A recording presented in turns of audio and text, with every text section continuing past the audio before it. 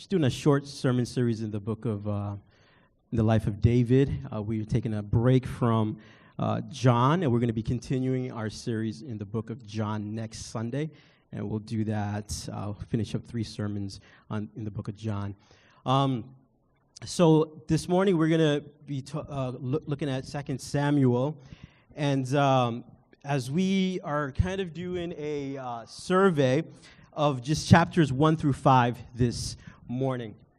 And so I want to preach a sermon called Expectation Adjustments. Expectation Adjustments. And so I want to ask you a question. And the question is this: have you ever entertained the thought that calmer waters were just over the next hill? That calmer waters were just over the next hill. Yeah, as I was mentioning before, I'll never forget, it was 5 years ago, actually, that it was almost 5 years ago, I'll still remember the date, July 5th, 2014, that I got a call from the Hope Network to possibly plant a church here on Long Island. And I was a youth pastor at a church in Valley Stream, and I just love being a youth pastor, very comfortable kind of doing that. Wasn't really sure if I can kind of, be a church planter and just be in this journey to do that. But my wife and I, we prayed about it, and we took that leap of faith. And we, and our church, former church, blessed us to do a 1-year residency, pastoral residency at Hope Church Astoria. And I just remember the early stages of, just dreaming of this possibility of Hope Church Long Island. And I had another individual, his name is Tony. He actually moved to Oklahoma. And I remember it was a summer, Tony and I would get together and just kind of dream of this and just really being nervous and just kind of praying like, God, what are we doing? We would look at each other like, are we ready for this? Are we ready? And it just kind of, and kind of dreaming on that, and just thinking about the next finish line. The next finish line. And we're dreaming. And the next finish line for us was, hey, just kind of gathering people and just having our first Sunday morning service. And that happened in 2015. Our first service was in my living room in New Hyde Park. And we had that service, and then after that, we're dreaming, all right, the finish line is here. What's next? And then we looked at the VFW. We moved into the VFW in New Hyde Park. So we're like, all right, it was a good journey. 2 months we were there. What's next? The children's ministry was growing. We didn't have room for all the kids. So then we moved into the Mineola Portuguese Center. And so we were there for about 7 months. And then we kind of outgrew that area. We didn't have room for the kids. Kids were growing. And so what was next? We moved into Hofstra University. And we got to meet so many of these wonderful students over here. I think Liz and Andrew, you were probably the first one in that service, and we were just so excited to be at Hofstra.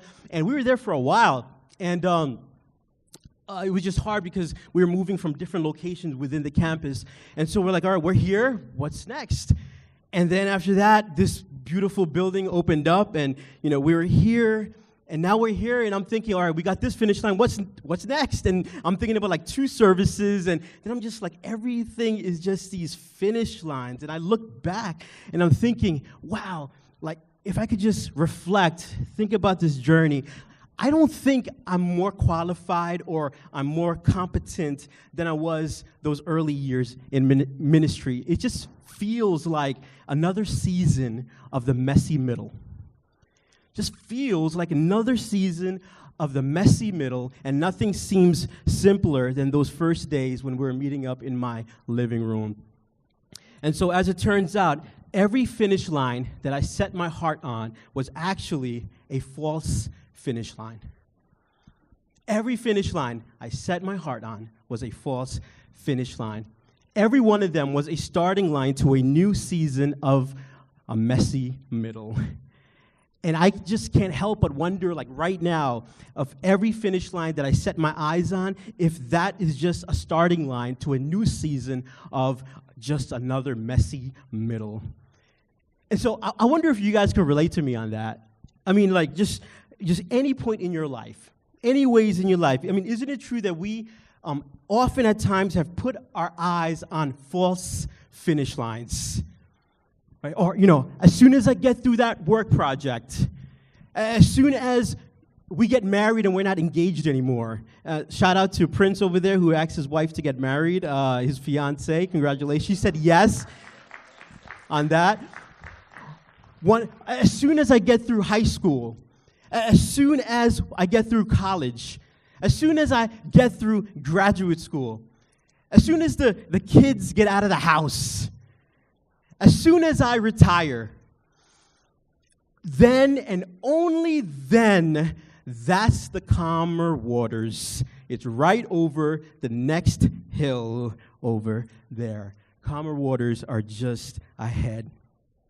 And so this morning we're going to look at a story in the life of David as he crosses what appears to be, in his eyes, what appears to be a finish line. So let me just give you some context here. We are in 1 Samuel chapter 16, and what happened already so far in 1 Samuel 16, what we see is that the prophet Samuel has come, and he has anointed David to be the king of Israel. Now, we don't know the exact age of David. He's somewhere between 8 and 15 years of age. Most likely, he was 15. And so since that time, when God told him to be the next king, 15 years have now elapsed. 15 years have passed. And that brings us to today's text today. So 15 years, David has just been hanging on to this promise that God is going to lead him to the throne, and he's going to be the next king of Israel. And yet, those 15 years have been this insane season of the messy middle. You see, some things have happened in David in his life. Some of the things that happened to David is he's been on the run. He has been just running from Saul, who's been just trying to chuck spears at this guy, trying to kill him, pin him against the wall. David has worked as a mercenary fighter to the enemy nation of the Philistines, fought battles for them. And so he has had just all these difficult, turbulent things going on in his life for 15 years. 15 years of waiting and waiting. And it looks like David has finally made it to the finish line. In the very last chapter of 1 Samuel, we read the account of King Saul dying. And then the very first chapter of 2 Samuel, we see David hears about Saul dying. And so it looks like for David, he's saying, finally, right? Finally, after 15 years, I have reached the finish line. Now I am going to sit on the throne. The calmer waters are just over the other side. But we're going to look at the first 5 chapters of 2 Samuel this morning, and we're going to see that those waters for David just over the hill is anything but calm. It is anything but calm. In fact, the season on the horizon is no less turbulent than the one that is in the rear view mirror. And so we're going to track through this story today, and I think God is going to teach us some things, teach us a few truths about these false finish lines and learning to live well in the season of the messy middle. In fact, what we're going to do in our text today, what I want to do is I want to divide our text, and we're going to divide our time this morning to 3 truths that we're going to learn about the messy middle in the life of David. Okay, so the first truth that we're going to be looking at is this. Number 1, life is made up of the messy middle. Life is made up of the messy middle. To give you some context, we're gonna see chapter 2. So in chapter 1, David has just learned that Saul and Jonathan has died. So David is now mourning, and he is lamenting the death of these 2 people. And now it is time for the crowning of David. So now chapter 2 is here. David, he's arrived. Here's the finish line, okay? Here's the finish line. Let's go to chapter 2, verse 1. Let's read that again. After this, David inquired of the Lord, "Shall I go up into any of the cities of Judah?" And the Lord said to him, "Go up." David said, "To which shall I go up?" And he said, to Hebron. So David went there, and his 2 wives also, Ahinoam of Jezreel and Abigail, the widow of Nabal of Carmel. Now, real quick, I just want to pause for a moment over here. I just want to say that, listen, God forbids multiple wives, okay? So, fellas, if you have an idea, you're just like, honey, I got an idea. We'll just, move to Utah or something. Like, no. God, sorry, no offense to anybody from Utah, but God is against this, okay? Just to give you a heads up on that. And we see verses that God is against this. And we'll try to circle back to this. Let's go to verse 3. It says this.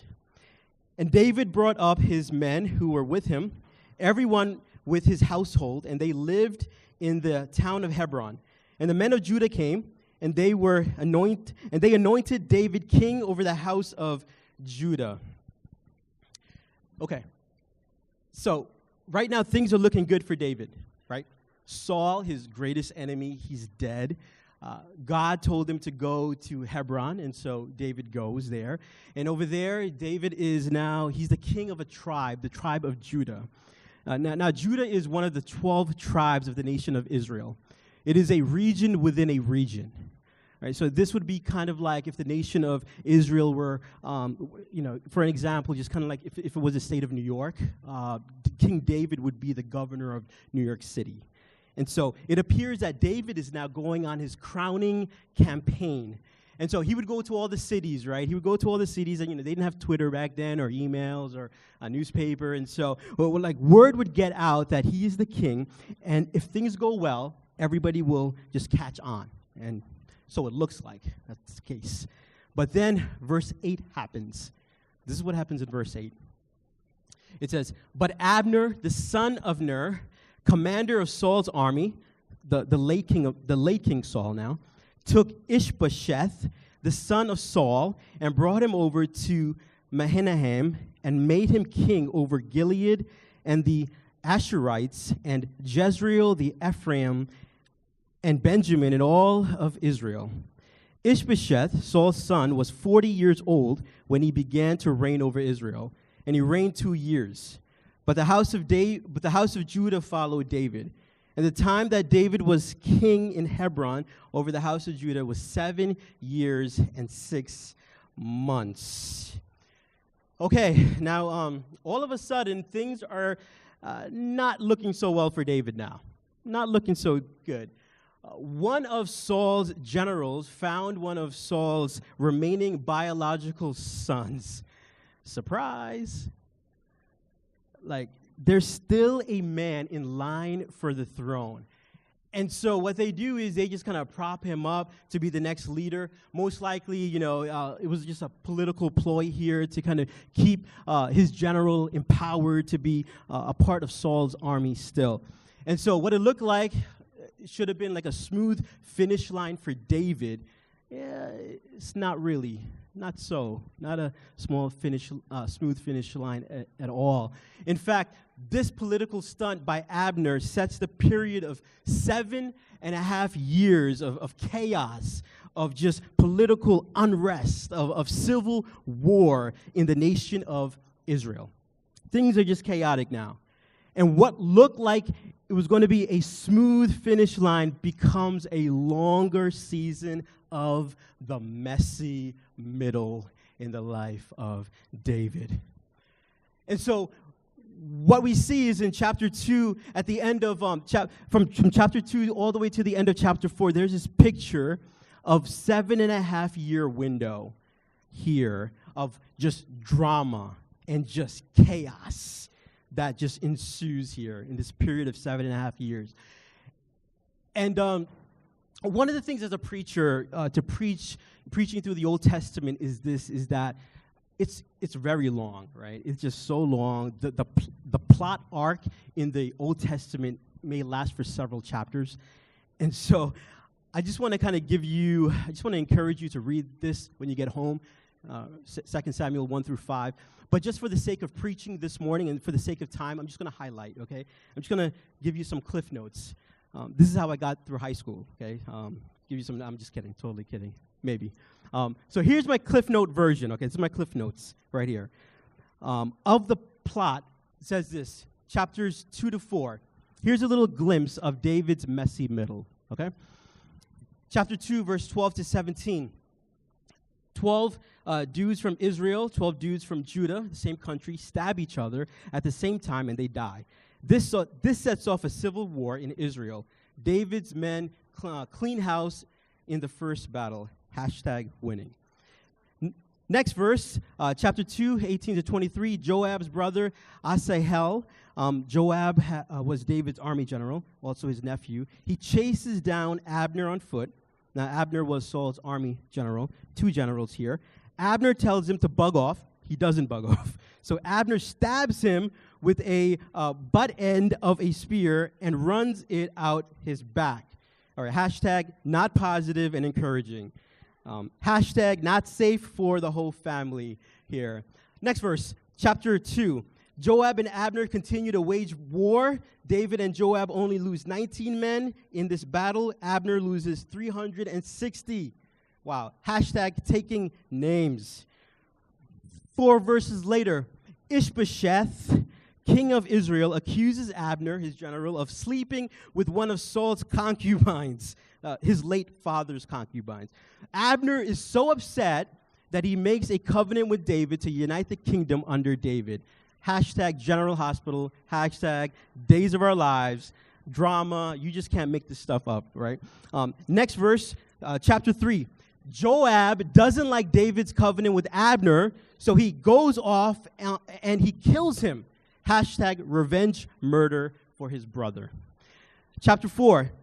Ishbosheth is assassinated in his sleep and decapitated by 2 of his own army captains, who then bring the head to David. Jack Bauer style. Any 24 fans? No? Okay, forget that. Chapter 4.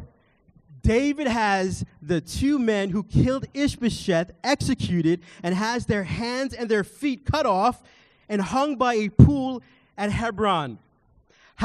Nightmare on Elm Street. Halloween. Horror film. Like, David, what is going on? This is some crazy stuff that is happening here.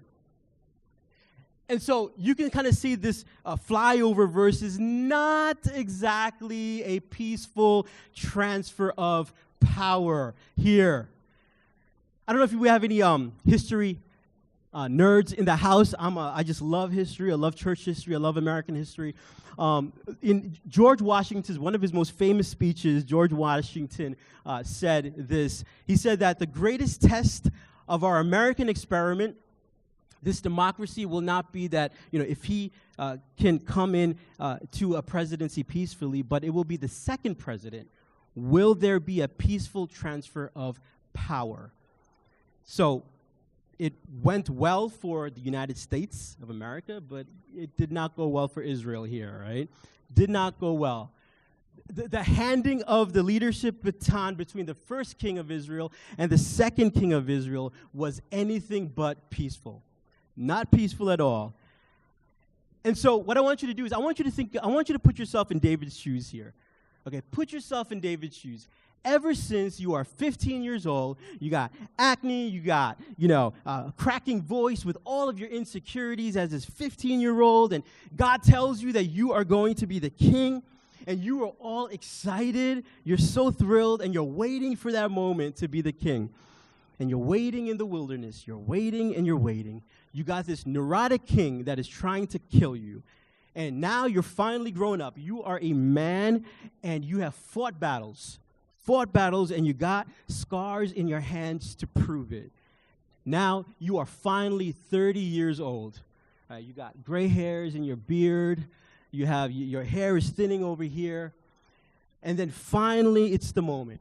And you're thinking to yourself, you know what? I didn't think I could hold out till I was 30, but I finally made it. I made it. I'm here.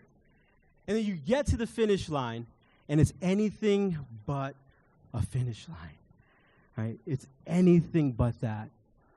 If anything, the season of the messy middle just only intensifies to the next level until he finally gets to the throne in chapter 5, verse 3. And even then, spoiler alert, even then, when David finally gets to the throne, Do things finally settle for him, though? Right? No. In fact, there's more drama. In fact, there's more chaos. Right? It's just another season of the messy middle for this man.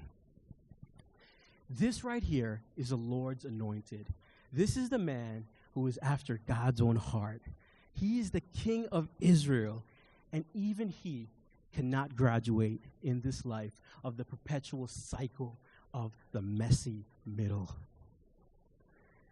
And so the first observation I want to make for us, Hope Church, Long Island, family and friends, is that, hey, life is made up of the messy middle. Life is made up of the messy middle.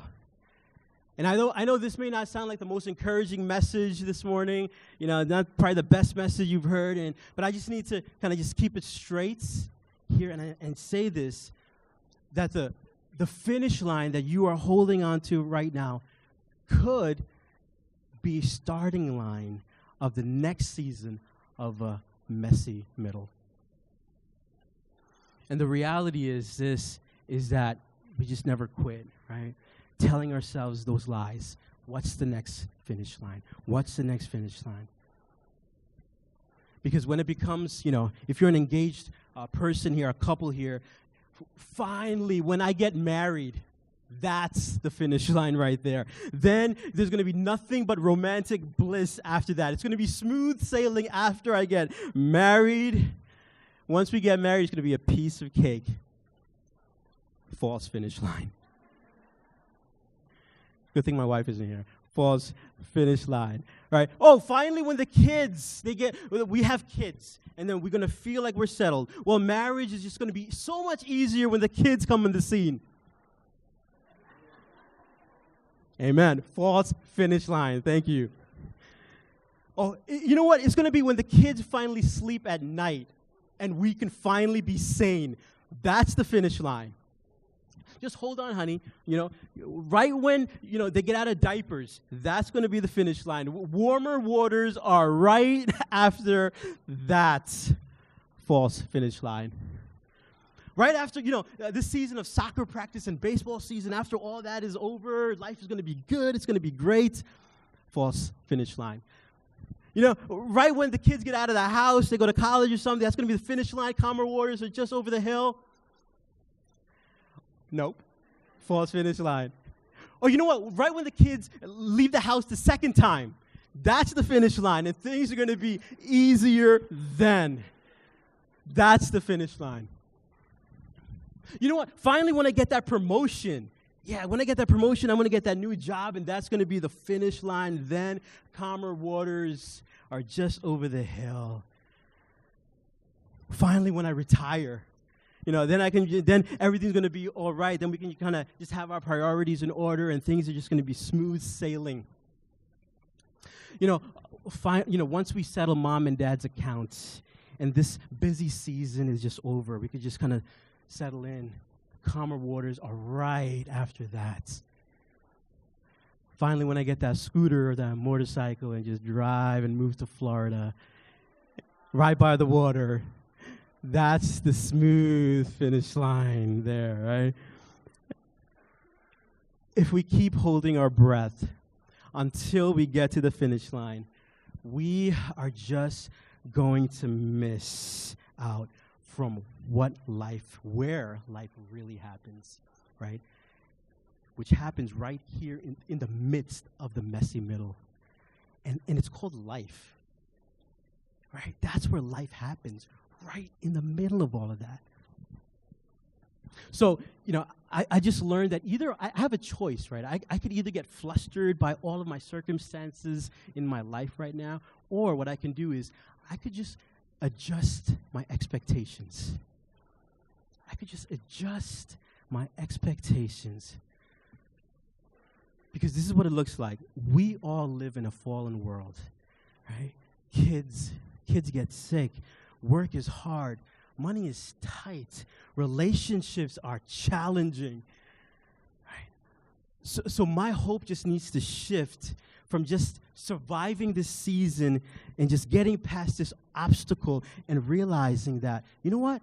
God is just graciously sustaining me and realizing that God, he is empowering me. He is helping me navigate through the messy middle in my life right now. As a husband, as a father, as a pastor, as a man of God, he has promised me rest. Right? God's promised me rest. And I know I'm going to get that rest. But you know what? I may never fully experience that rest until he finally takes me home to glory.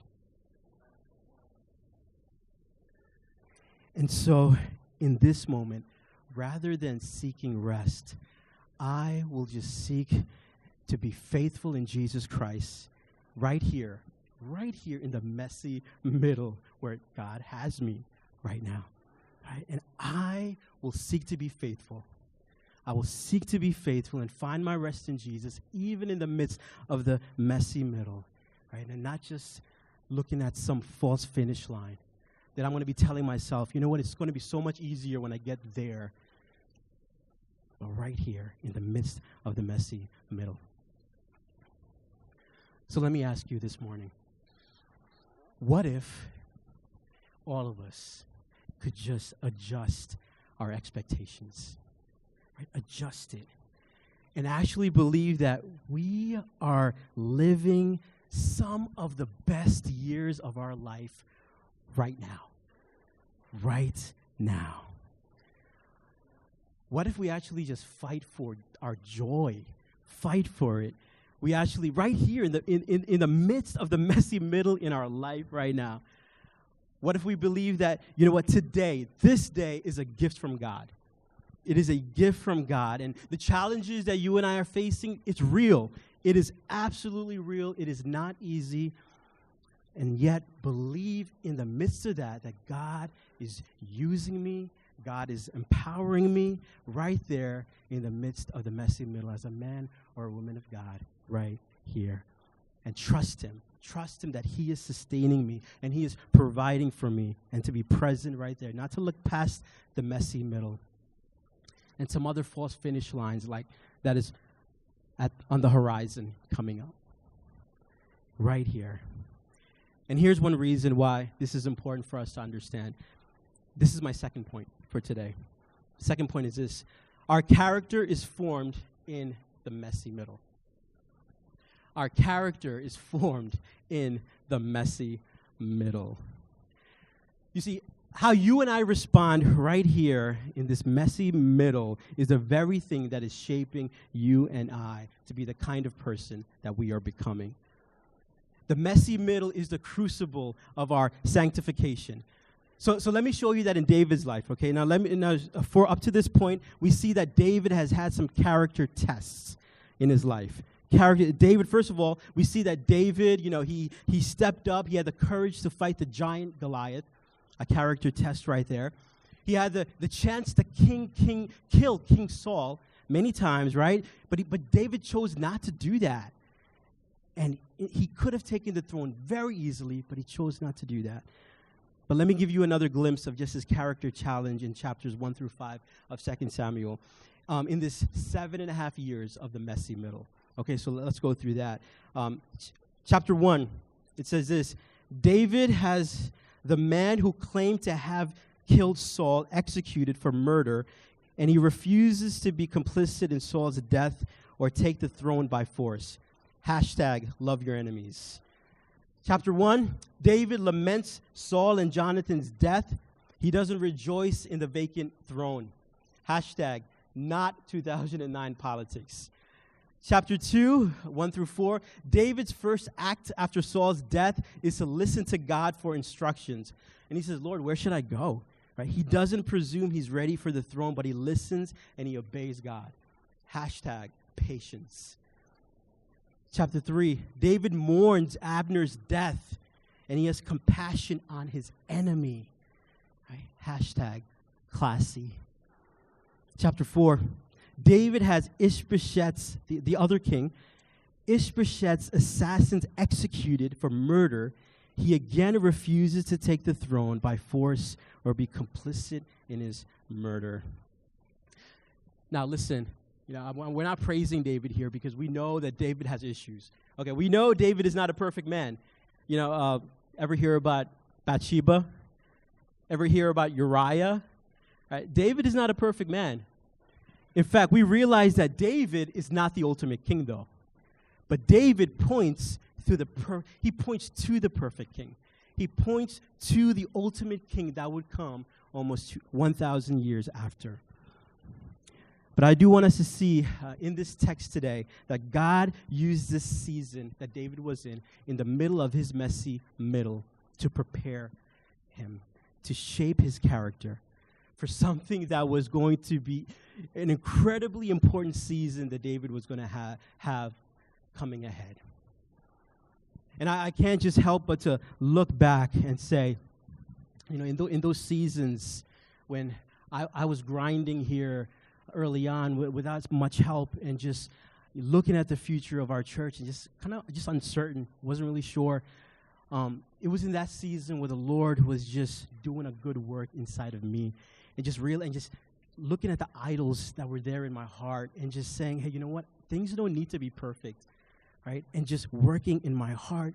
And I can see that in that moment, Jesus was shaping my character, that I'm going to have to choose my wife over his bride, that I'm going to have to choose my kids over his kids.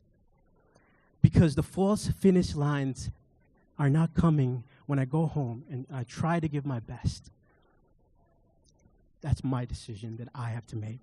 It was in that season that God was shaping my heart, shaping my mind in that season to prepare me for what was coming ahead. Right? I mean, how many of us know that it's in that season of changing diapers at 3 o'clock in the morning when the baby is screaming at decibels that would just crack windows, and you try to sing that baby back to sleep, and it's in that moment that Jesus Christ is teaching you a lesson on unconditional love that you could never get in a Sunday school class. How many of us know that it is when we are stuck at that job that we hate and we cry out to God, God, deliver me from this boss that I have. It's in that moment that the Lord is teaching us integrity and how to do our work as unto the Lord and not as unto men. How many times, right? How many of us know that? How many of us can know that in the messy middle that we are in, Jesus is shaping our heart and he is molding us, he is forming our character in that season. And yet the danger is, I think we tell ourselves this lie that, once I get past this season of the messy middle, then I'm going to become the person that God wants me to be. I'm just going to get past this season, then that's going to happen. Once I get past this season, I'm going to let Jesus just reorganize my heart once that season ends. All I got to do is just hang on tight. I'm going to get there. Hang on tight. I'm going to get through this messy middle in my life right now.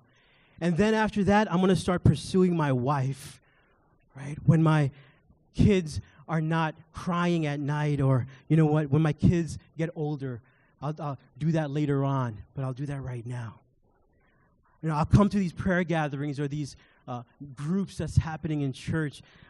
Once we get through that season, then I'll start coming. Once I'll visit my grandparents, or I'll visit my parents once I'm done with this busy season at work. I'll just quit this habit once I get that new job and things are just not so stressful in my life right now. I'll begin tithing when I start making more money. I'll start doing devotions with my kids when life is just not so full for me right now. When I'm through with the messy middle, then I'll become the person that God wants me to be. But David's life shows us that the messy middle is the very place that God grows us. In the messy middle, the very place that God grows us.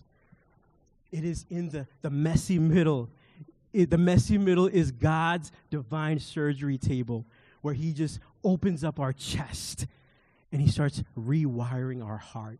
It's in the messy middle that we can look like him. He molds us to look like him in his image, to be the man and the woman that God has called us to be.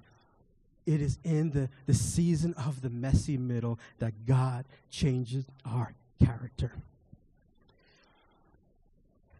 And so this morning I want to ask you, what is it in your life that God is calling you into that you are just putting off, saying, you know what, I'll get there when I'm done with this messy middle season in my life? What is it? But God wants you to work. He wants to work in you through this season of the messy middle right now.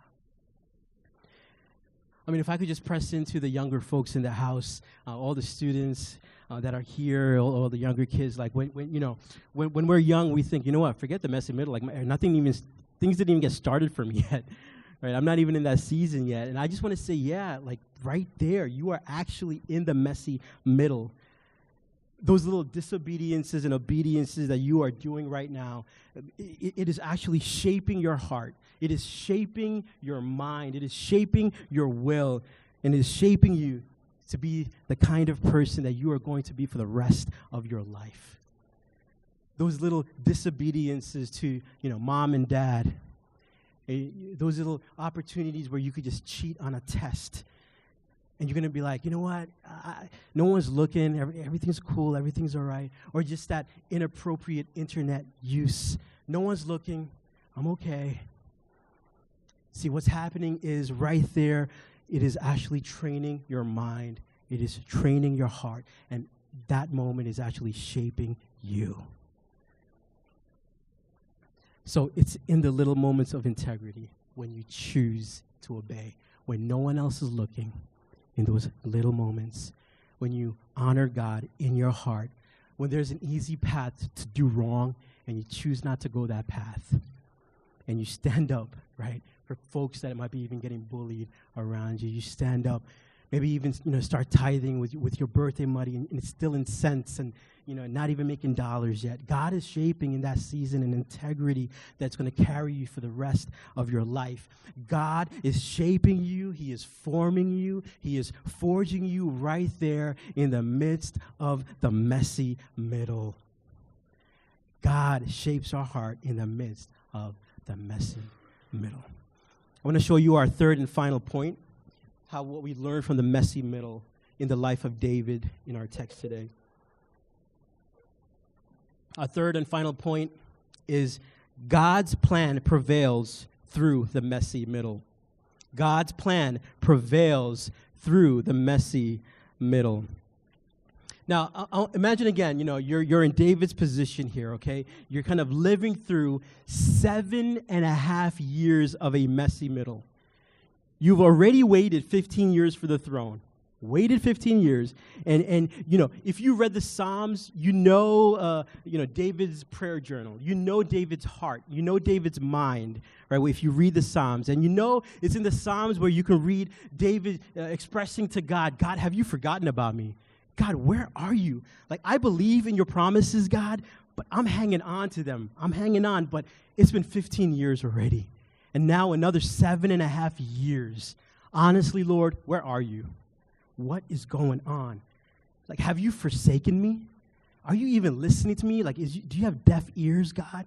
What is happening? You're not even listening to me, God. Right? David had those moments. But as it turns out, he realizes that after nearly a decade, that God's plan has never been compromised. Never been compromised. In fact, it was after the death of Saul, Abner, and Ishbosheth, after 15 years of the initial wait, and then 7.5 years of another wait. Listen, that is 22.5 years after the false finish line. We finally get to 2 Samuel chapter 5. After all of that, chapter 5, verse 1 to 3. What does it say here? This is what it says. It says, then, can everybody say then?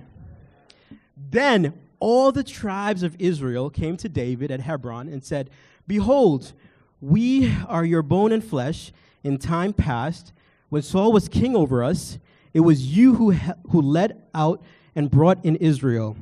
And the Lord said to you, you shall be shepherd of my people Israel, and you shall be prince over Israel. So all the elders of Israel came to the king at Hebron, and King David made a covenant with them at Hebron before the Lord, and they anointed David king over Israel. 22 and a half years later. Think about that. 22 and a half years later. Like, I don't think we can just capture it when we just read it, right? Because when you read it, you can read that for like 5 minutes, but listen, it's 22 years of waiting for this moment. And then he finally sees that God's plan was not compromised, right there in the midst of the messy middle. It was in the messy middle that paved the way for God's plan to come to pass, right? Through the political jockeying, through the coup attempts, through the assassinations, through the waiting and the wondering, God's plan was unfolding. Hope Church, it turns out that the messy middle isn't just happening randomly or unintentionally. It turns out that God has never lost control. God was in control. Even where we can't trace it, God is still working. God is still good. God's plan will prevail. And we finally see that, like when you go to chapter 5, you can see that in hindsight. But it's only in hindsight, though, that you see it. You can see that God never left him, that he never forsook him, right? He can finally see through the good, through the bad, through the right, through the wrong, through the sinful, through the sanctified, through the delightful, through the devastating, that God was still at work. David could look back and see that God was with him, that God was sustaining him, that God was empowering him, that God was guiding him to his destiny the whole entire time. And now he knows it. Finally, he knows it.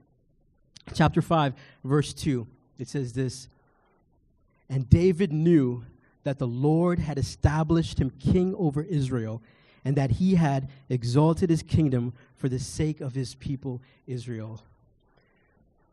God's plan prevailed through the messy middle. Through the messy middle. And it's really hard to see it, right? It's really hard to see it when you're in the messy middle. Really hard to see it. Sometimes it's just hard to believe that God is even at work. Like, God, what are you doing? But it is in David's story and in redemptive history that we see that God is still good, that God is on the throne. And when you go on to study David more, you're going to see that David's reign as a king is far from perfect. Far from perfect. And yet, David points to the perfect king. David points to the ultimate king who would come through the bloodline of David, who also, just like David, would come from a little town in Bethlehem, who would come and sit on the throne some 1,000 years later, who is the ultimate and the final and the eternal king that would come.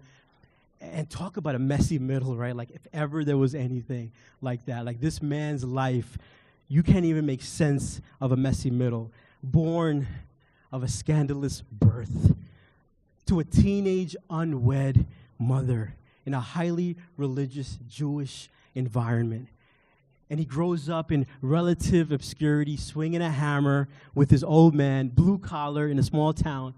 And he starts his public ministry. Is it going to be grand? Is it going to be amazing? Or are all the nations of the world going to come and bow down to this person? Is he going to be king?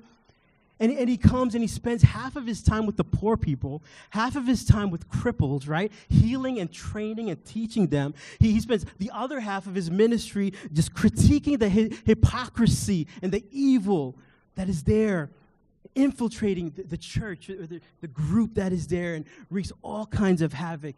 And he has a bounty on his head. And he is betrayed by his close friend, subjected to a bogus trial, and he is brought under false charges. The only innocent man that has ever lived is executed. And yet, you and I have this history of the Bible.